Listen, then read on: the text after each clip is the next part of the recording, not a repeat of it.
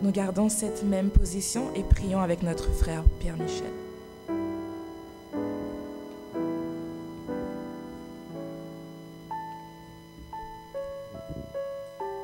Fermons nos yeux, nous allons implorer le secours divin. Notre Dieu, notre Père, le Maître de l'univers, nous rendons gloire à toi et à toi seul. D'éternité en éternité, tu es Dieu. Tu nous as créés à ton image et à ta ressemblance. Et en ce saint sabbat, tu permets à tes enfants de venir dans ton saint temple pour t'adorer en esprit et en vérité. Seigneur, nous ne sommes pas dignes, car nous reconnaissons l'état dans lequel nous évoluons, sommes plongés dans le mal jour après jour, mais au nom de ton sang versé, tu nous as réconciliés avec ton Père. Et par ton sang, de nous purifier de tout péché, de nous aider à remporter la victoire sur le mal jour après jour. Car tu nous as dit dans ta parole, rachetez le temps, car les jours sont mauvais. Nous avons besoin de nous approcher plus près de toi pour faire ta volonté et plus que ta volonté. Nous te disons merci pour cette campagne d'évangélisation et merci du fait que tu nous permets de prendre part en tant que gestionnaire, en tant que collaborateur. C'est une grâce spéciale au divin Maître. Permets que nous puissions reconnaître que nous travaillons pour notre Père. Très bientôt, Jésus revient. Tu permets à ton serviteur, le pasteur Hercule Toussaint, de présenter constamment dans son sermon le Christ crucifié. Il nous parle de l'intelligence expérimentale. En tant que chrétiens, nous avons besoin d'expérimenter notre Père céleste, de vivre avec toi, de marcher de succès en succès grâce à toi. Et permets, Seigneur, que nous puissions transpirer la bonne nouvelle du salut des âmes. C'est notre devoir en tant que sentinelle. Bénis ton peuple, bénis l'église de Bethel. Et à travers Bethel, donne bénir toutes nos églises sœurs, aussi bien que la Fédération du Québec, et à travers cette fédération, l'église mondiale. De grâce, encore une fois, il se fait tard. Nous vivons dans un monde qui est complètement bouleversé par toutes sortes de problèmes. Politique, santé, corruption et autres. Il y a toute une montagne devant nous.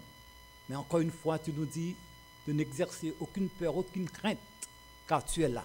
Et permets, Seigneur, que nous puissions nous abandonner à toi, corps, âme et esprit, afin que très bientôt, nous puissions de ta part hériter le salut éternel. C'est au nom béni de Jésus que nous t'adressons cette requête. À toi seul, ô divin Maître, que reviennent honneur, majesté, gloire, louange au siècle des siècles. Amen.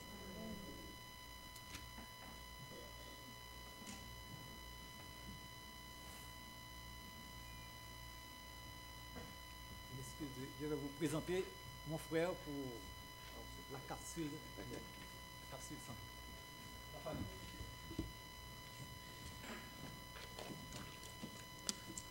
Bonjour, chers frères et sœurs. Je suis responsable ce soir de la capsule sur la famille. On me donne 5 minutes. Ce soir, je me suis fait comme devoir de vous présenter un modèle. Un modèle qu'on enseigne dans les écoles, en général sur la satisfaction ou le service à la clientèle, de façon à pouvoir raconter les exigences des clients. Et je veux faire un rapprochement avec ce qui se passe à l'intérieur d'une famille. Car une famille aussi, c'est une entité vivante comme une entreprise. Et elle a aussi des exigences, elle a des besoins qui doivent être comblés. Et je vais demander à Ricardo si c'est possible de projeter pour moi. Vous avez certainement, c'est les jeunes qui sont ici, qui ont des cours soit en gestion ou en administration des affaires en général. Vous êtes familier au modèle de Maslow, qui est la pyramide de Maslow. Ces différents besoins, l'échelle de Maslow présente les différents besoins qui existent et qu'on doit combler pour un individu, pour un humain. Besoin physiologique, besoin de sécurité, besoin d'appartenance, besoin d'estime de soi et besoin de s'accomplir, besoin de réalisation personnelle. C'est une pyramide. Et si c'est une pyramide, ça veut dire qu'il faut commencer par en bas. On ne peut pas commencer par en haut. Donc il y a comme un enchaînement qui existe dans les différents besoins. À l'intérieur d'une famille, il y a aussi des besoins à combler. Et le premier besoin qui est spécifié en bas, ce sont des besoins physiologiques qui doivent être garantis, assurés dans la famille. Je veux parler de besoins comme nourriture, se vêtir, se loger, avoir du loisir. Ce sont des besoins à combler à l'intérieur d'une famille. Et c'est la responsabilité des parents de fournir un encadrement pour combler ces besoins. Donc, le père de famille, à l'intérieur d'une famille, c'est sa responsabilité spécifique, primaire même, de rencontrer les besoins, que la famille soit nourrie, que la famille soit logée. Bien sûr, nous vivons dans une époque où vraiment les femmes sont sur le marché du travail et partagent les responsabilités avec les maris. Mais ça n'empêche pas que ça doit être la responsabilité principale du mari de subvenir aux besoins de sa famille. Et si ces besoins-là ne sont pas comblés, ça va être très difficile d'aller combler, ou impossible plutôt, d'aller combler les autres besoins, les besoins supérieurs. Donc un mari, par exemple, qui ne fait rien du tout et qui reste, je ne sais pas, oisif à la maison et qui dit « Ah, j'aime ma femme, je vais donner la sécurité à ma femme ». Ça ne marchera pas. Pourquoi? Parce que normalement, quand les besoins primaires ne sont pas comblés, même si vous essayez de combler les autres besoins, ça ne marche pas. Parce qu'il faut que les besoins primaires soient comblés avant. C'est comme si vous allez, je ne sais pas, acheter quelque chose chez Walmart, un produit, vous arrivez, le produit est de piètre qualité. Mais par contre, on vous donne un très bon service. Allez-vous retourner? Non. Parce que votre besoin primaire, c'est d'avoir le produit, que ça rencontre les spécifications du produit, là, que le produit soit utilisable. Je peux avoir un très bon service, mais si le produit n'est pas utilisable, je ne serai pas satisfait. C'est exactement la même chose dans la famille. La deuxième étape, c'est le besoin de sécurité. Ce besoin-là doit être comblé dans la famille, que ce soit pour les enfants. Ce soir, je parlerai plutôt au père, mais ça doit être comblé pour les enfants aussi bien que pour la conjointe, pour la femme. On a besoin de se sentir, une femme par exemple a besoin de se sentir sécurisée. Sécurisée. Donc il doit savoir que quand mon mari est là, il peut faire face aux difficultés et aux problèmes. Je peux compter sur lui. Et il y a différentes facettes de ce niveau de sécurité.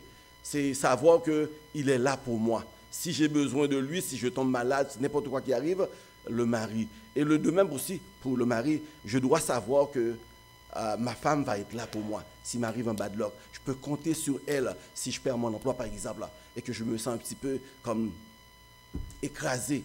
Donc, je dois savoir que je peux compter sur son support moral. Donc, ce besoin-là doit être comblé. Ensuite, il y a le besoin d'appartenance, le besoin de se sentir membre de la famille. Et ce besoin-là, c'est un besoin pour tout le monde, pour tous les membres de la famille, que ce soit pour le papa, la maman et les enfants. Les enfants ont besoin de se sentir membres de la famille. Je me rappelle quand mes enfants étaient plus jeunes, et pour leur donner ce sentiment, ce que je faisais, moi, je leur dis, si j'avais un projet comme achat d'une maison, d'une voiture, je partageais ce secret avec eux. Et je leur disais que c'est un secret de famille. Juste pour leur démontrer qu'ils sont membres de la famille. Et encore aujourd'hui, même si elles sont mariées, mais on a comme un lien, comme on a un groupe qui s'appelle Family dans WhatsApp, où on se communique là, à n'importe quel moment là. Donc, mes filles, ma femme et moi, on se communique, c'est Family. C'est juste juste pour nous. Donc ce sentiment-là, il faut l'avoir, ce sentiment d'appartenance. Et que ce soit dans la famille, pour les enfants, le conjoint, il ne devrait pas avoir de secret. On devrait partager ce que nous avons ensemble. Et chacun devrait se sentir accepté et membre de ce clan, de ce club. Ensuite, il y a le besoin d'estime. C'est le sentiment d'être utile et d'avoir de la valeur. Ça, c'est un besoin à combler aussi. Je ne sais pas si vous êtes comme moi, j'ai de la difficulté à faire des compliments. Et des fois, ma femme me le dit. Quelqu'un, une femme surtout, a besoin de se sentir appréciée. Et de lui dire lui faire savoir qu'elle est belle, que sa robe est jolie. Et un homme aussi a besoin aussi d'une petite tape sur le dos. Parce qu'un homme, je pense qu'il y a une présentation qui a été faite ici, où l'homme, plutôt, ce qui importe pour lui, c'est son niveau de compétence doit être reconnu. Et c'est là qu'il se sent valorisé, lorsqu'on reconnaît sa compétence à l'intérieur du couple, de la famille. Pour la femme, c'est surtout juste l'esthétique, la beauté, se sentir. Mais pour un homme, c'est se sentir, hey, je peux compter sur toi, tu as de la compétence, c'est vrai, et ça lui fait plaisir. Donc, ce sentiment d'estime a besoin d'être comblé aussi pour les enfants. Une petite tape sur les épaules, ça fait du bien à nos enfants. Les encourager, leur dire que c'est vraiment beau, tu es capable, tu vas réussir, je suis fier de toi. Donc, ça fait que cet enfant-là grandit en ayant de l'estime de soi. Et en dernier lieu, finir, c'est le besoin de s'accomplir, le besoin de réalisation personnelle. Même si on est membre d'une famille, mais on est quand même une entité distincte. Je suis Kiki, même si je suis mari, je suis père, mais je suis avant tout Kiki. Donc, c'est très bien que j'ai des choses à moi, et c'est ma bulle à moi.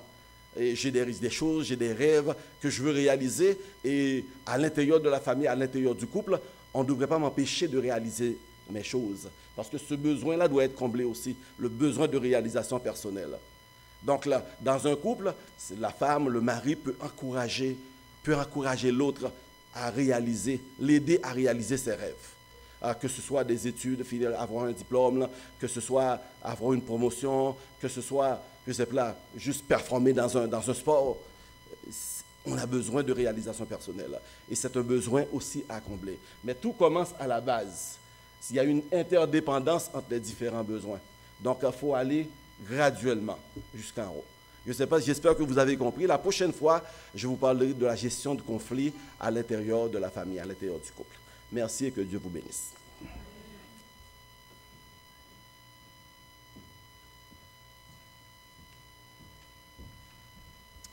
Après avoir été bien servi par notre frère Jean Rinal en vertu de nos besoins, je pense que vous êtes comblés.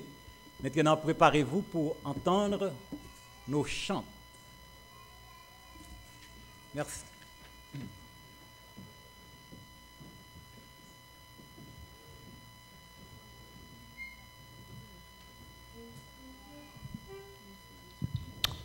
Bonjour, chers frères et sœurs. Alors, pour débuter le moment de louange, nous chantons « Combien Dieu est grand », debout, s'il vous plaît.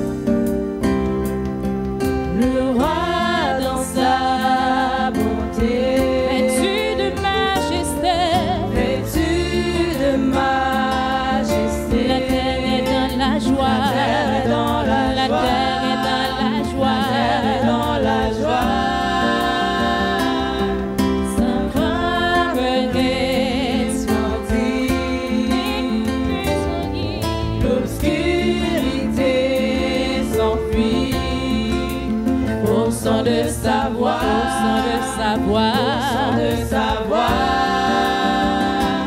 combien Dieu est grand. Chantons-le combien Dieu est grand. Et tous verront combien, oui, combien Dieu est grand. Chantons combien Dieu est grand. Combien Dieu est grand.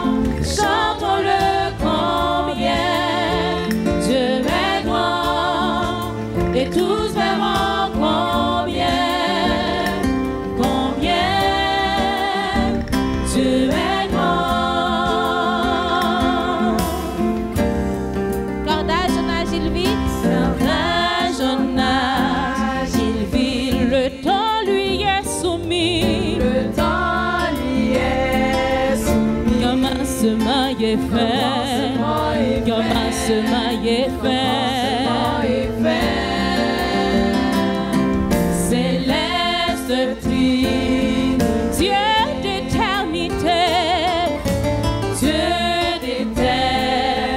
Il est l'agneau divin, il est l'agneau divin. Combien Dieu est grand. Chantons-le combien Dieu est grand. Et tous verront combien, oui, combien Dieu est grand. Combien Dieu est grand. Combien Dieu est grand. Chantons-le combien Dieu est grand. Et tous verront combien Dieu est grand.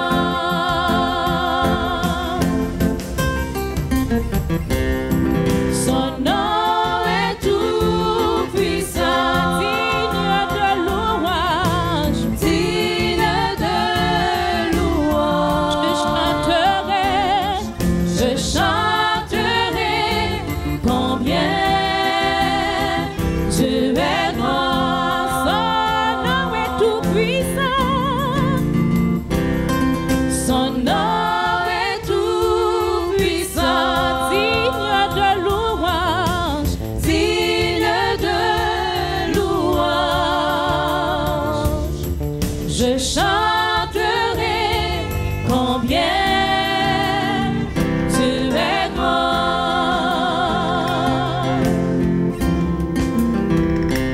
Combien Dieu est grand. Chantons-le combien Dieu est grand. Et tous verront combien Dieu est grand. Encore une fois, combien Dieu est grand. Combien Dieu est grand. Chantons-le combien Dieu est grand. Et tous verront combien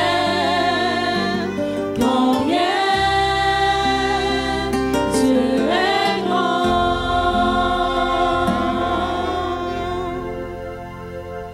Nous continuons avec Hosanna, Hosanna, Hosanna au plus haut des cieux.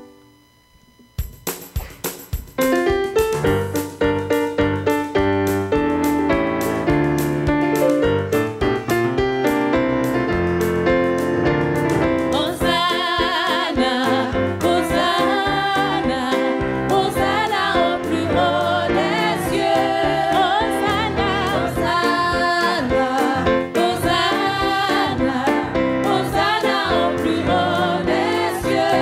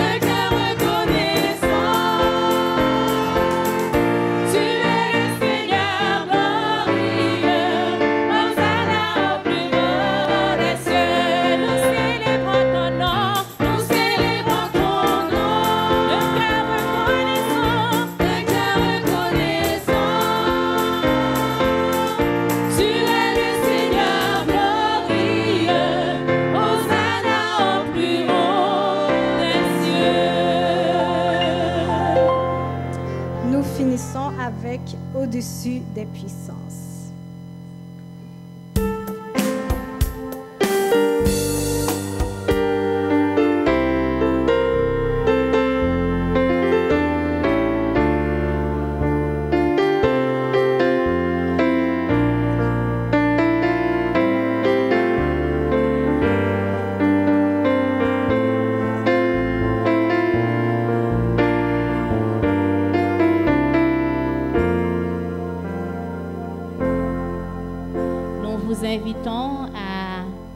Porter vos requêtes, à les déposer à la boîte.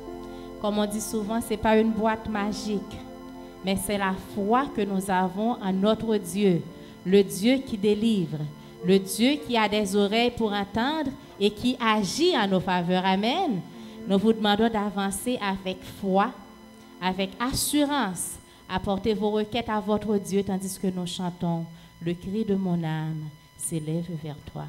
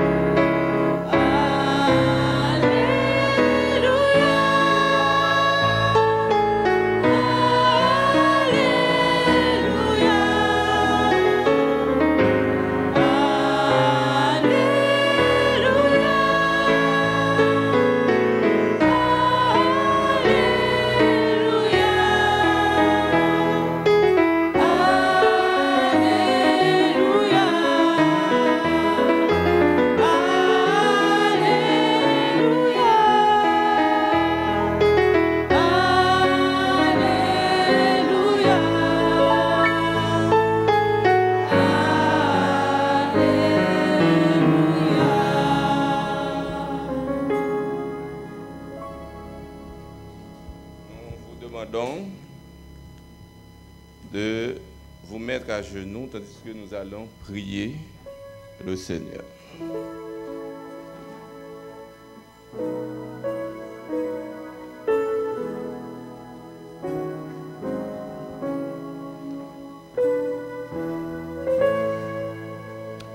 Bon et tendre Père céleste, c'est avec un cœur reconnaissant que nous nous trouvons à tes pieds bénis en cet instant, tandis que tes enfants viennent de partout pour déposer dans cette boîte leurs requêtes, tandis que nous venons de te louer, nous venons de t'exprimer nos gratitudes, nos reconnaissances, et en ce moment nous voulons nous présenter à toi, puisque dans ta parole, tu nous invites à chercher ta face, tu nous invites à demander et tu es prêt à nous donner. Tu nous invites à frapper, tu es prêt à nous ouvrir les portes. Tu nous invites à chercher afin que nous puissions trouver ce que nous cherchons. Nous te remercions infiniment pour la connaissance de ta parole. Nos joies sont encore plus grandes quand aujourd'hui nous avons vu le fruit de ce travail noble que tu nous confies. Tes enfants qui ont pris non seulement la décision de marcher avec toi, mais ils ont pris l'engagement public de s'engager dans la bataille, de marcher avec toi. Nous savons que la lutte n'est pas facile, mais c'est toi qui nous promets d'être avec nous tous les jours jusqu'à la fin du monde. Merci, encore 1000 fois merci pour cette opportunité que tu accordes à tes enfants et de pouvoir remporter cette grande victoire. Et nous venons maintenant pour présenter devant toi les requêtes de tes enfants. Et c'est toi qui étais, qui est et dans l'avenir qui ne change pas. Dans ta parole, nous avons vu comment tu as exercé ta compassion, ta miséricorde envers tes enfants. Aujourd'hui encore dans nos propres vies, nous avons vu la manifestation de ta toute-puissance. Et c'est au nom de cette puissance, au nom de cette grâce sans fin que nous avançons avec foi et pour te présenter nos requêtes, nos demandes. Nous voulons surtout réclamer une grâce spéciale pour chacun de nos membres, pour chacun de nos visiteurs, ceux-là qui sont encore dans la vallée de la décision. Permets, oh Dieu, qu'ils puissent faire de grandes expériences de foi avec toi. Permets que chacun de tes enfants qui participent à cette campagne d'évangélisation puisse, à la fin de ce travail, puisse dire c'est l'Éternel qui est Dieu, en voyant l'accomplissement de tes œuvres, en voyant la réponse que tu donnes à leurs requêtes au temps de repère. Bénis ton Église, bénis chacun de tes enfants. Permets que leur cœur soit toujours attiré à toi, que tu continues de mettre en nous cette motivation afin que nous puissions mener jusqu'au bout ce grand combat.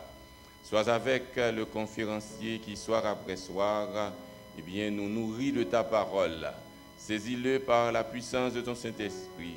Permets qu'il puisse toujours avoir une santé robuste afin de tenir bon pendant tout ce mois et que ton message puisse être proclamé avec clarté, hardiesse, autorité et que des cœurs qui sont encore dans les ténèbres du dehors soient éclairés par la puissance de ton Saint-Esprit et qu'ils soient en mesure de prendre la bonne décision de marcher avec toi pour ceux-là qui sont sincères, mais ceux-là qui refusent encore que ta parole puisse servir de témoignage.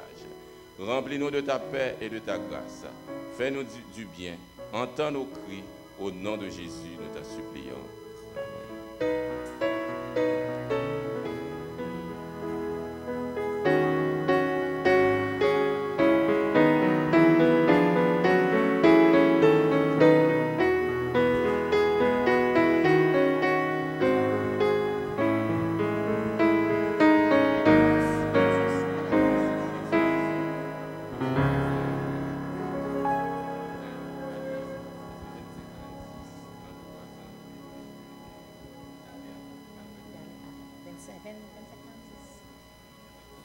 Juste avant qu'on chante le chant-thème, à titre d'annonce, pour les expositions, c'est à la salle Alfred Dallaire, sur le boulevard Henri Bourassa. J'ai déjà oublié l'adresse, on vient tout juste de me la donner.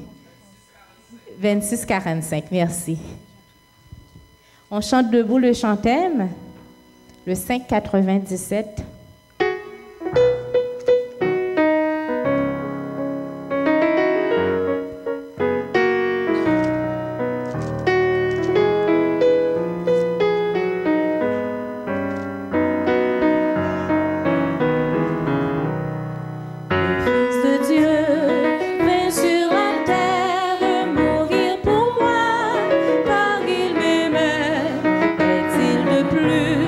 Profond mystère.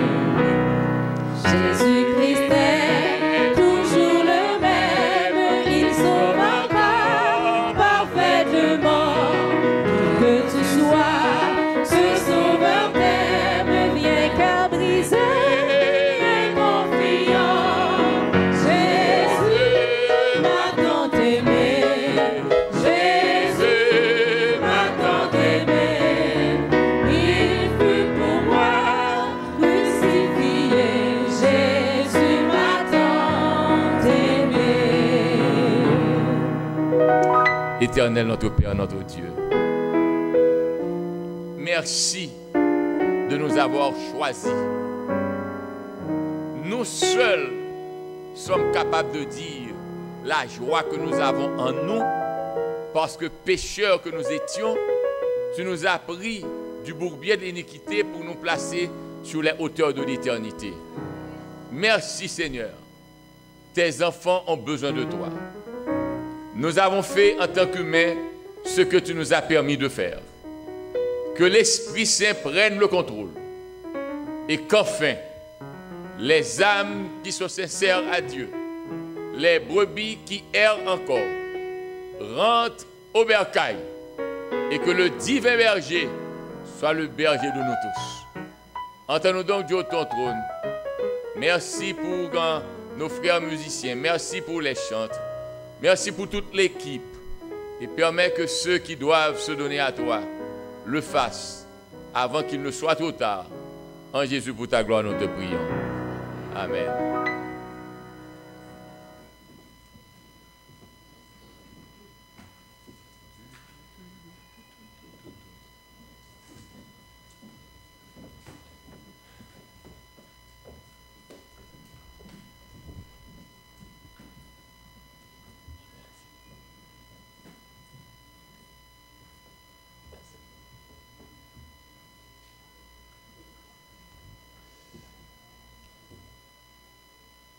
Il est 7h moins 10 et même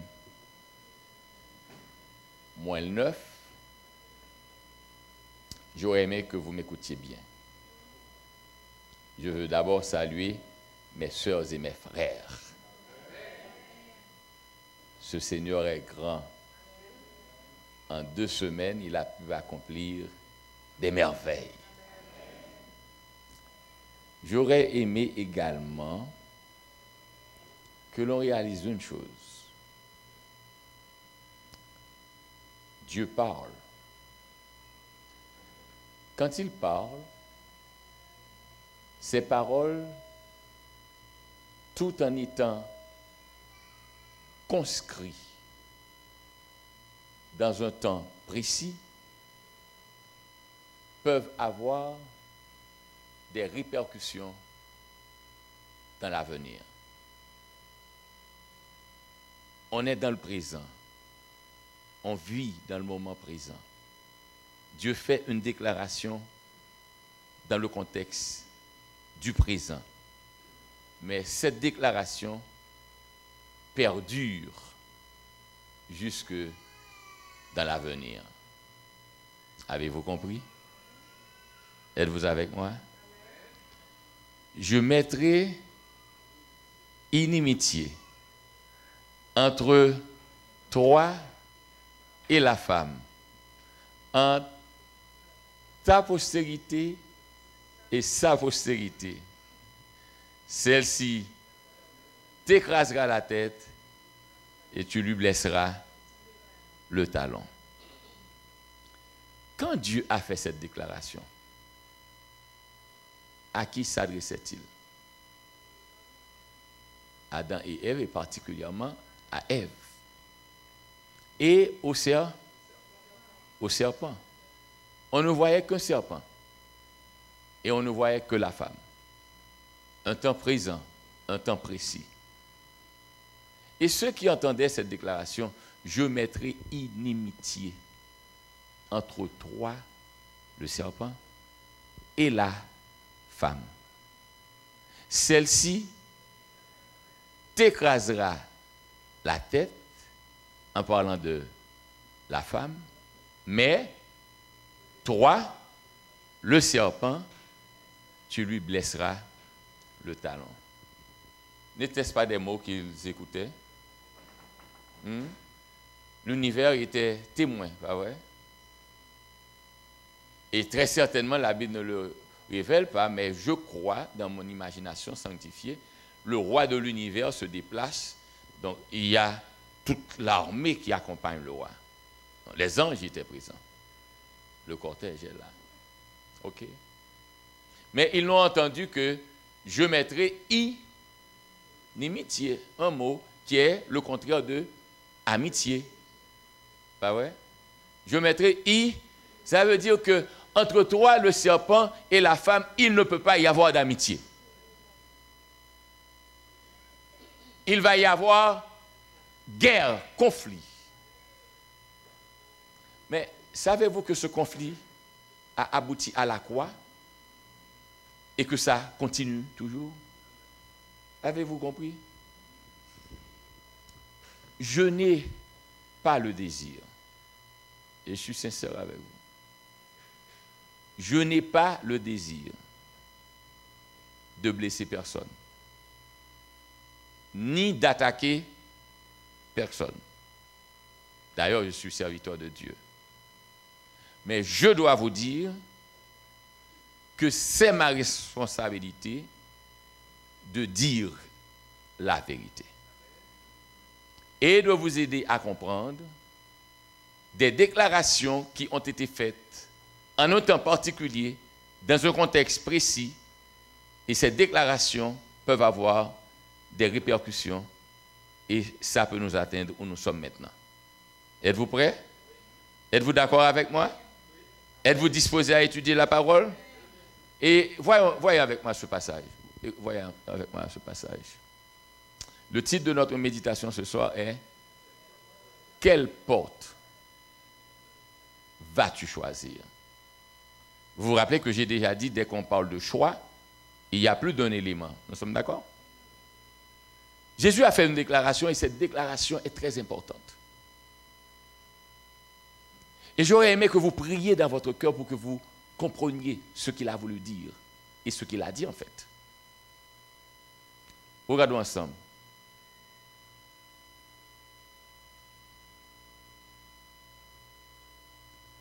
Entrez par la porte étroite,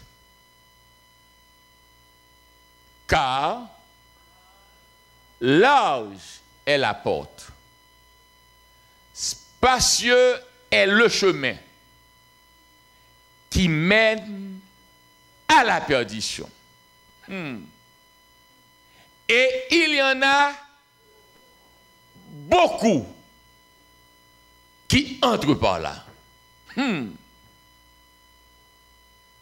Qu'est-ce qu'il a dit ici? Jésus présente une première porte. Et quelle est la caractéristique de la porte? Elle est large.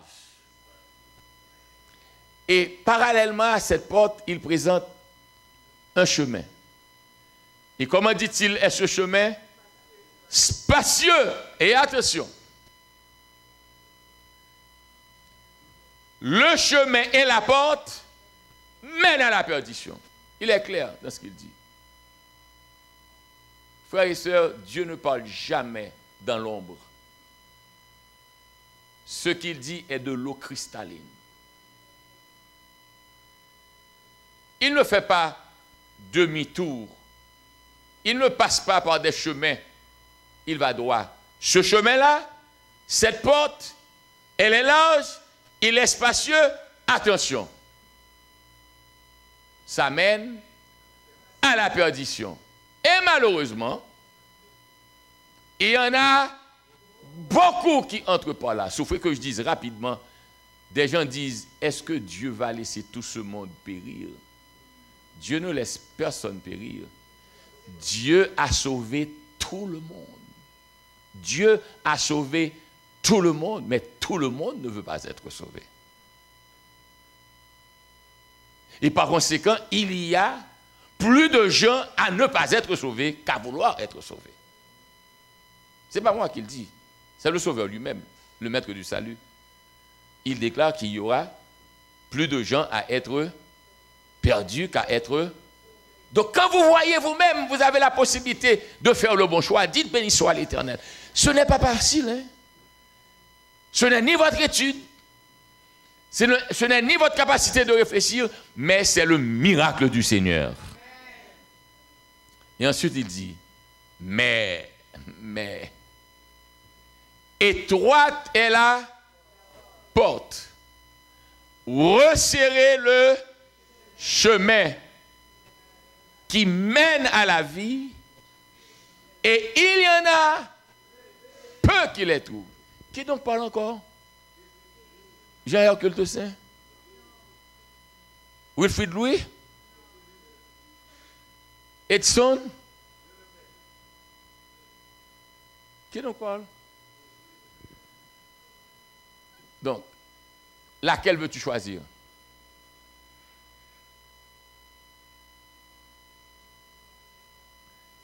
Laquelle veux-tu choisir? Celle qui mène à la perdition ou celle qui mène au salut? Je sais que c'est ce que vous allez dire. Je sais ce que vous allez répondre. Mais n'oubliez pas, la porte qui mène au salut est une porte étroite.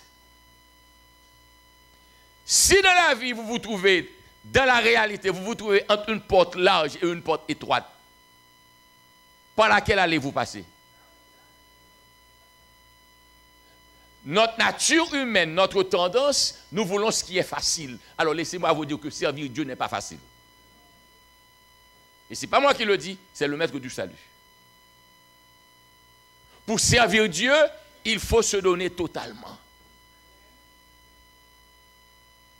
Mais je me réjouis de vous dire également, quand vous vous donnez totalement, ce n'est pas vous vraiment qui servez Dieu, c'est Dieu qui vous sert.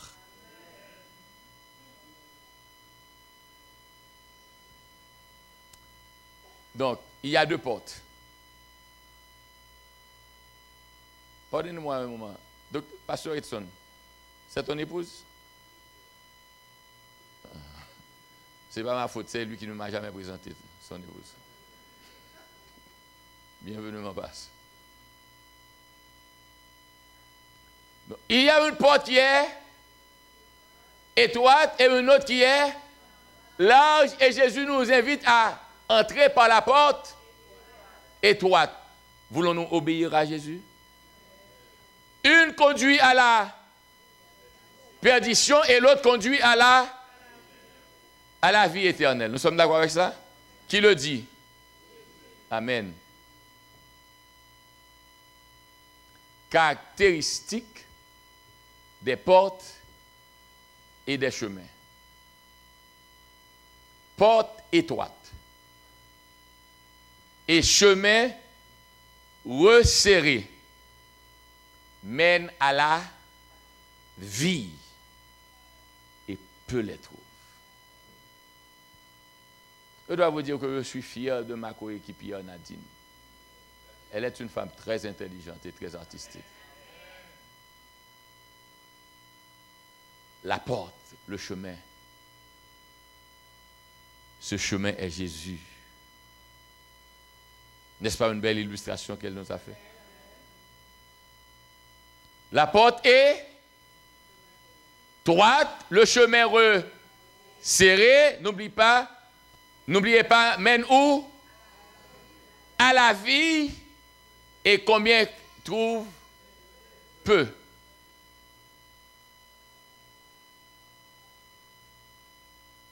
Il y a deux mots dans la phrase, pas ça? Le chemin et la porte. Que représentent ces deux mots? Jésus a déclaré, je suis, Jean 14, 6, pas vrai? Je suis le chemin, la vérité et la... Donc quand Jésus dit qu'une porte mène à la vie, donc que représente cette porte?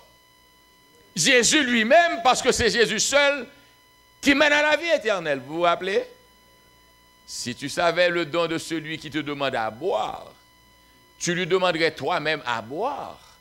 Et l'eau qu'il te donnerait jaillirait, deviendrait une source qui jaillirait en toi jusque dans la vie éternelle. Quand Jésus bénit, il bénit pour l'éternité. Quand Dieu donne, il donne pour l'éternité. Dieu ne donne pas pour enlever. Quand il donne définitivement. Et c'est parce qu'il donne définitivement, c'est pourquoi Satan persécute l'humanité comme il le fait. parce qu'il n'enlève rien. Quand Dieu donne, il donne définitivement. Et malheureusement, beaucoup d'entre nous, nous nous servons des dons reçus de Dieu, non pour le glorifier, mais pour nuire à notre avenir et nuire aux autres. Donc, nous sommes d'accord que Jésus est le chemin et la porte. Quel verset avons-nous pour prouver qu'il est le chemin? Jean 14, verset 6. N'est-ce pas lui qui a dit « Je suis le chemin » ? Et qu'en est-il de la porte? Nadine?